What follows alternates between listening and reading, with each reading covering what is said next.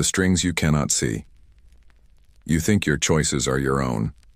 What you ate today, what you bought online, what you scrolled past, it all felt like free will. But what if it wasn't? What if every preference, every belief, even your bursts of anger, were guided by invisible hands? Manipulation isn't rare. It's not just politicians, advertisers, or toxic people. It is the fabric of society itself. Most live as pawns, puppets who don't even know the strings exist. A rare few learn to see them, and fewer still learn to pull them. So the only question that matters, are you being controlled, or are you becoming a player? Level 1, the ignorant pawn. The pawn is blind. They obey authority because leaders know best. They follow trends because everyone else does. They trust ads, slogans, and promises, never suspecting the trap beneath. Psychologists call this conformity bias, our instinct to follow the crowd, even when it destroys us. History shows entire nations cheering tyrants, not because they were evil, but because they were blind. The pawn thinks they are safe. In truth, they are prey. We've all been here. The shame of realizing you were played is the first spark of awakening. Level 2. The emotional reactor. Some pawns wake up, but only halfway. They see manipulation, but they can't control their reaction. Insults trigger rage. Guilt trips force apologies. Clickbait headlines hijack their outrage. They think anger is resistance, but in reality it's predictability. Push the right button and they explode. Whisper the right words and they fold.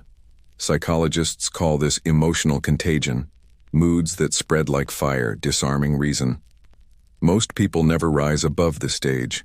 They mistake noise for strength, not realizing silence terrifies manipulators more than rage ever could. Level 3. The copycat manipulator. Here, the tables turn. Tired of being controlled, people start experimenting with control. They lie, guilt trip, gaslight, or use passive aggression. Like children playing with fire, they burn more than they master. This is immature Machiavellianism.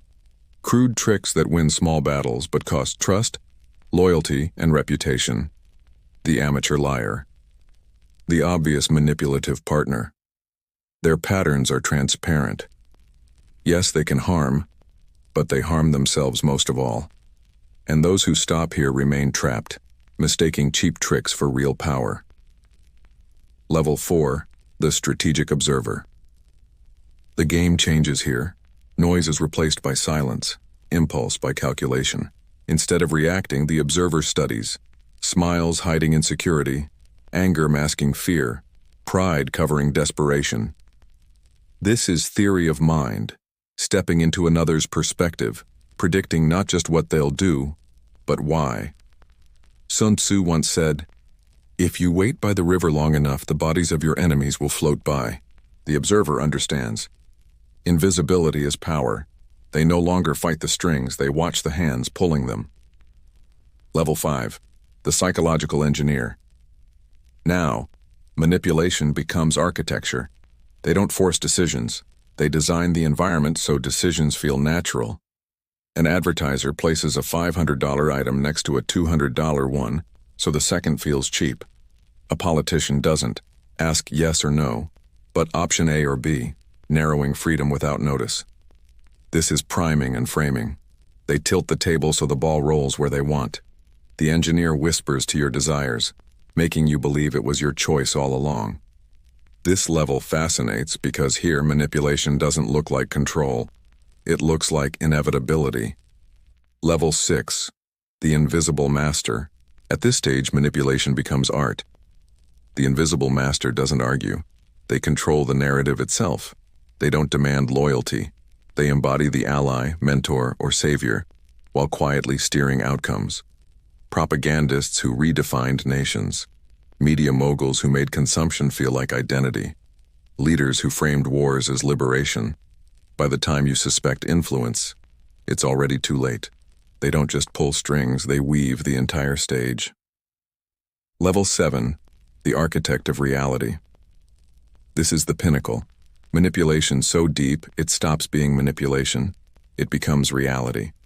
The architect doesn't influence choices. They define the world in which choices exist.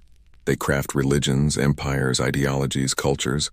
Generations live and die inside systems they never question, because they cannot imagine life outside of them. Caesar used myths of divine destiny. Modern media shapes entire worldviews. Psychologists call this mass conditioning.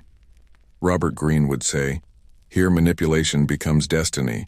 The architect is not a puppeteer. They are the playwright of the theater. And we live, breathe, and die inside their script."